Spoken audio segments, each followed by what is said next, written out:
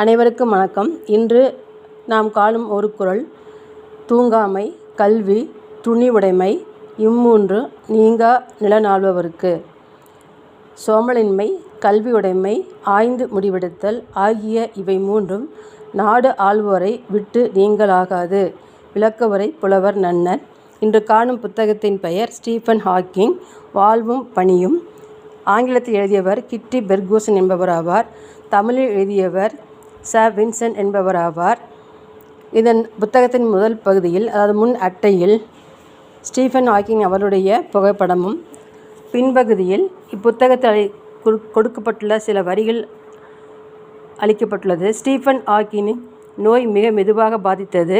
லியூகாசியன் பேராசிரியராக ஆகும்போது அவரால் நடக்க முடியாது, எழுத முடியாது, தானே சாப்பிட முடியாது, கீழே சாயும் தலையை அவரால் மீண்டும் உயர்த்த முடியாது, பேச்சும் குளறியது. அவருக்கு மிகவும் நெருக்கமானவாக இருப்பவர்கள்தான் அவர் என்ன பேசுகிறார் என்பதை புரிந்து கொள்ள முடியும். ஆனால் ஹாக்கிங் அப்போதும் இப்போதும் கூட செயலற்றவர் இல்லை. என்றும் செயல்படுகின்ற கணிதவியல் நிபுணர், இயற்பியல் அறிஞர். அப்போதே கூட அவரை ஐன்ஸ்டீனுக்கு அடுத்த ஆற்றல்மிக்க அறிவியலாளர் என்று அழைத்தனர். கேம்பிரிட்ஜ் பல்கலைக்கழகத்தில் லியூகாசியன் பேராசிரியர் பதவி மிக மதிப்பு வாய்ந்தது.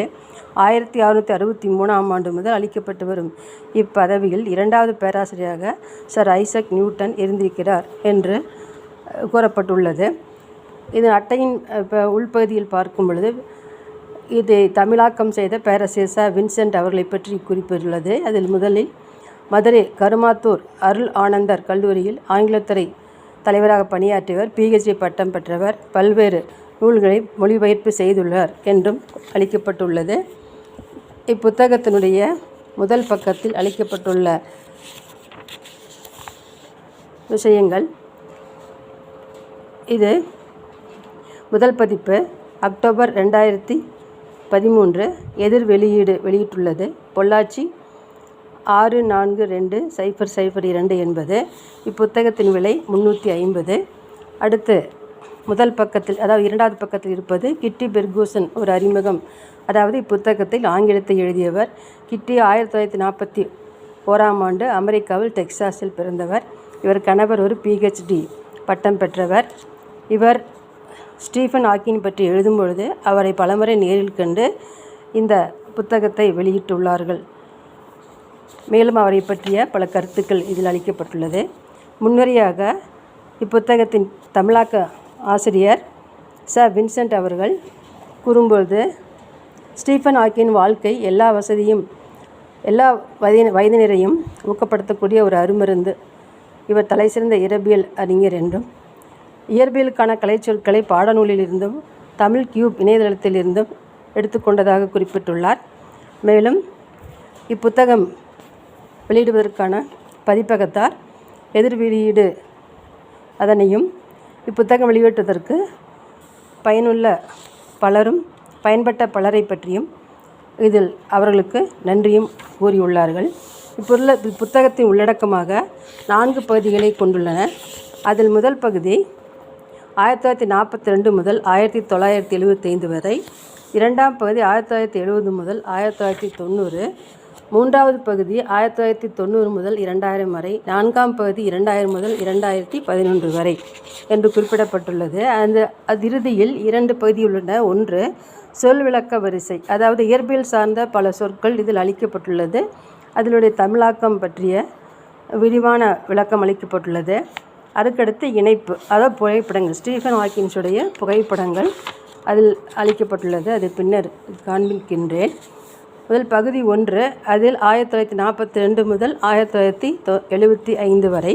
இதில் மொத்தம் 4 துணை தலைப்புகள் உள்ளன. முதல் பகுதி இயற்பியலை சார்ந்த கோட்பாடுகளை பற்றியான முதல் 2 துணை பகுதிகள். 1 அனைத்திற்குமான பொது கோட்பாட்டினை தேடல். 2வது நாம் வாழ்கின்ற வான்வெளியின் முழுமையான விருப்பதை நோக்கம் என்பது. 3வது எதற்கு சமமானது என்ற தலைப்பின் கீழ்தான் 1942 முதல் 1975 என்பது ஆரம்பமாகிறது. இது பக்கம் அதாவது 46ஆம் பக்கத்தில் இது துவங்குகிறது. அதில்தான் ஸ்டீஃபன் ஹாக்கிங்ஸுடைய வாழ்க்கை வரலாறு துவங்குகிறது என்று கூறலாம். இரண்டாம் உலகப் போரின் போது ஆக்ஸ்போர்டில் 8 ஜனவரி 1942 ஸ்டீஃபன் வில்லியம் ஹாக்கிங் பிறந்தார். அதாவது புதிய அறிவியலின் தந்தை என்று அழைக்கப்படும் கலீலியோ இறந்து 300 ஆண்டுகளுக்கு பிறகு ஹாக்கிங் பிறந்தான் என்று கூறப்பட்டுள்ளது. ஸ்டீஃபனுடைய பெற்றோர் பிராங்க் மற்றும் இசோபெல் என்பவர்களாவார்கள். இவர்கள் பணக்காரர்கள் இல்லை, ஆனாலும் குழந்தைகளை நன்முறையில் கல்வி கற்க செய்ய வேண்டும் என்ற துடிப்புடன் காணப்பட்டனர். இதில் ஸ்டீஃபனின்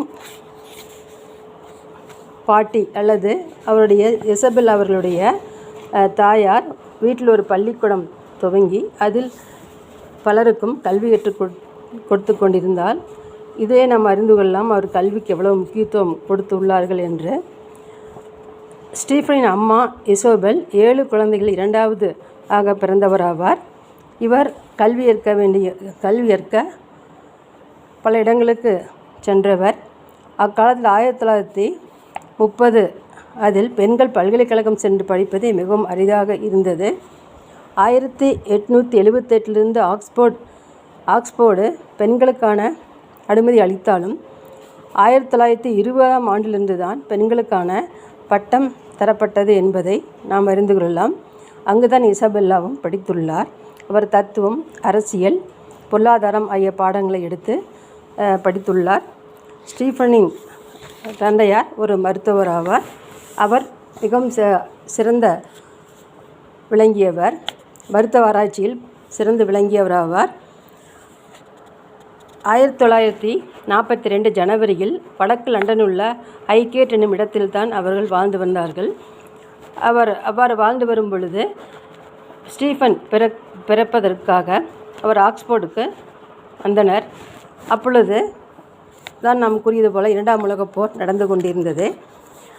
ஆனால் அச்சமயத்தில் பிரிட்டன் ஒரு ஒப்பந்தம் செய்திருந்தது. அதாவது 2 பெரிய பல்கலைக்கழகங்களை கொண்ட ஆக்ஸ்போர்டையும் மற்றும் கேம்பிரிட்ஜ் ஆகிய பகுதிகளை ஜெர்மன் தாக்கக்கூடாது என்பதும், அதற்கு பதிலாக ஜெர்மன் நாட்டில் உள்ள 2 பகுதிகளை, அதாவது ஹைடல்பர்க் மற்றும் கார்டிஞ்சன் என்று சொல்லக்கூடிய 2 பகுதிகளையும் தாக்கக்கூடாது என்ற ஒப்பந்தம் மேற்கொள்ளப்பட்டது.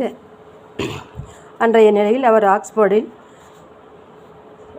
மருத்துவமனையில் அனுமதிக்கப்பட்டு அங்கு அவர் ஸ்டீஃபன் பிறந்தார். பின் அங்கிருந்து போர் முடிந்ததும் அவர்கள் மீண்டும் தம்முடைய ஹைடெக் பகுதிக்கே வந்து விடுகின்றனர்.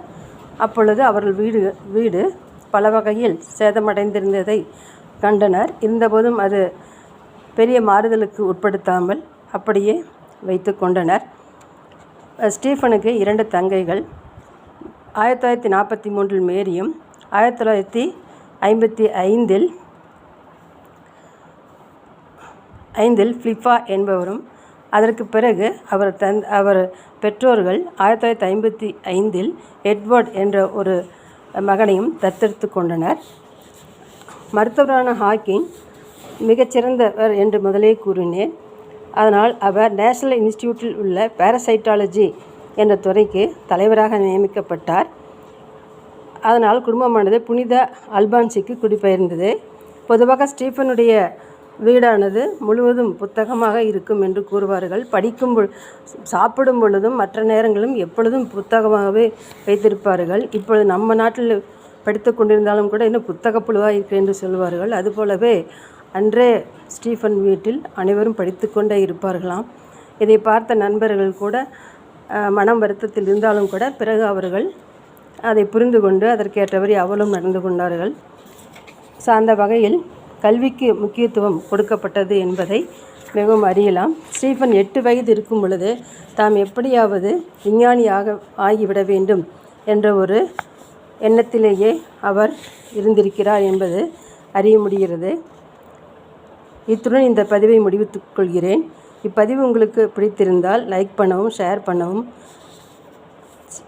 சப்ஸ்கிரைப் பண்ணவும். சென்ற பதிவானது இரவு 2 மணிக்கு பதிவு செய்யப்பட்டதால் குரலில் ஒருவித தெளிவு இல்லாமல் இருந்தது. அதற்காக உங்களிடம் மன்னிப்பு கேட்டுக்கொள்கிறேன். அடுத்த பதிவும் இந்த புத்தகமே தொடரும் என்பதை தெரிவித்துக் கொள்கிறேன். நன்றி, வணக்கம்.